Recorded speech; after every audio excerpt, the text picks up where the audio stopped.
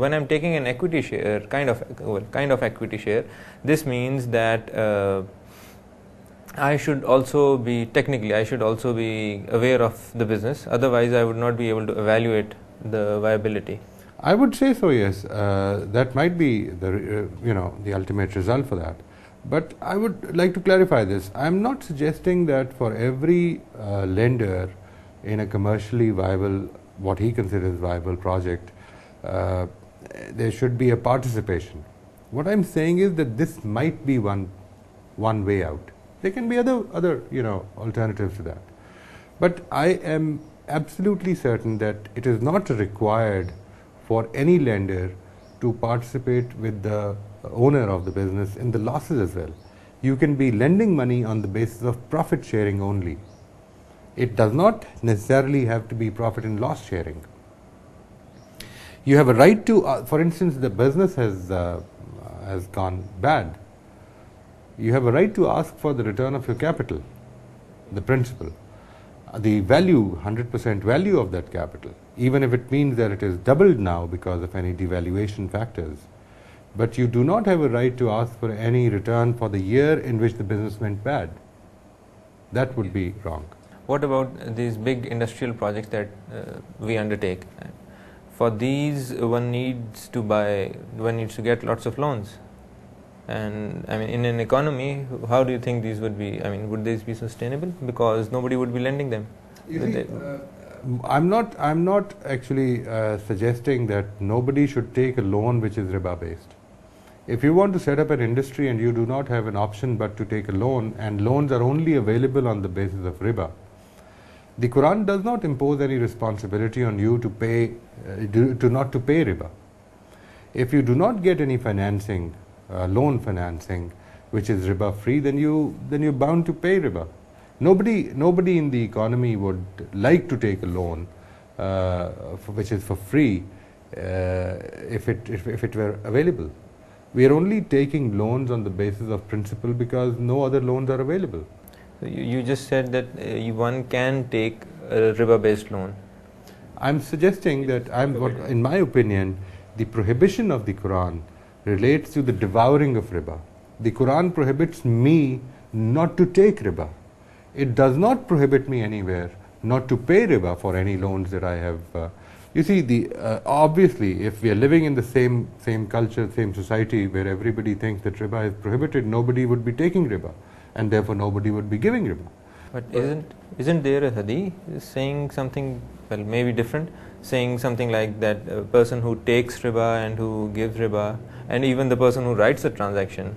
You see, the words of that hadith are akilur riba wa mukiluhu wa katibaihi, which actually means a person who devours riba, the person who helps somebody devour riba. These are, or supports somebody in devouring riba. These are two different things. The way our interpreters have interpreted this hadith is that the person who is supporting somebody in devouring riba is the person who is paying riba. I think that is not right. I think it would relate to anybody who helps me, who gets me people who would take loans from me and then pay interest on like that. Your marketing manager. That will be my marketing manager. That will be my agent in the society who would get me people in need. I would give them the money and then take riba, and I will give him a percentage of what he's done for me. You're absolutely right. That would be the marketing person. So under this society, social system where the political organization, the state, had actually prohibited all transactions based on riba, the Prophet ordained that from now on, if anybody is caught taking riba or helping somebody take riba or writing a document based on riba, all these people will be held to justice. This is the meaning of that narrative ascribed to the Prophet as far as my understanding is concerned. One last question.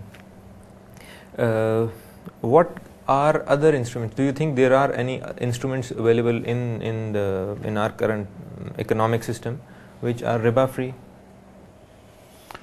See, we have to judge. For instance, shares are absolutely riba free. We have to judge what kind of the society generally at this time is based on a riba-based system. But shares are The shares are actually an equity participation. We participate in the equity of a company by buying its shares. But again, but can't that be again a riba-based transaction, in the sense that I want to buy shares from you, and you say if you pay me let's say 100 rupees, the worth of the shares right now, I'll give them to you. But if you give me those 100 rupees, let's say after 10 days, I'll charge you 110 rupees. That is the transaction between you and me. What I was actually referring to was that the particular certificate that we call shares is not riba based. How do we As an instrument, it's not riba. it would be like saying that is a house riba based? No, a house is not riba based. But the way it is sold to you, I tell you that I'm willing to sell you my house for this amount, but if you give me this amount after 2 months, then I'll be charging more for 2 months, and after 4 months it will be even more. So in that case it will be a riba based transaction, but the house is not riba based. You see, a person who's running a shop, a general merchant for instance, he's running a shop selling household items, everyday items to people. There is no such thing as riba involved. But the way he goes about doing that business, if somebody takes something, even a brick of butter on credit, he would say that if you take this on credit and you pay me tomorrow, I will charge 2 rupees more, and for every day I'm going to charge you 2 rupees more. In that case, that will be a riba based transaction. So no such thing will, as far as a generalization is concerned, if you are not charging any predetermined rate or anything, it is not riba based.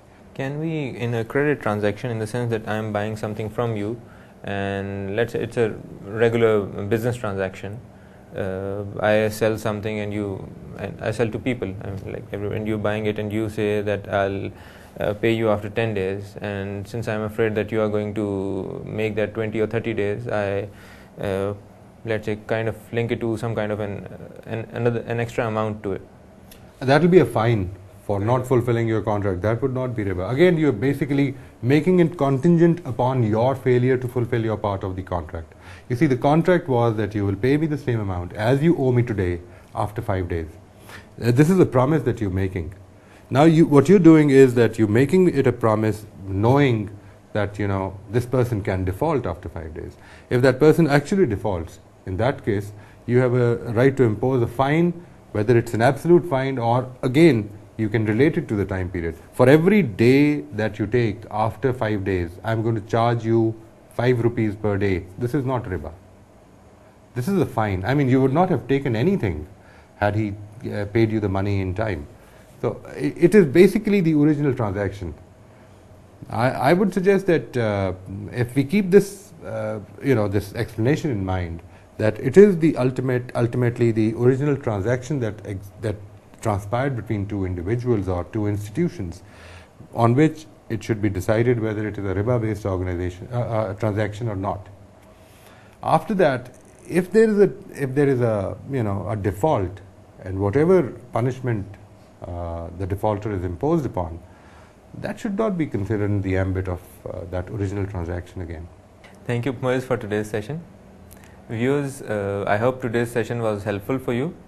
Hope to see you soon. Allah Hafiz.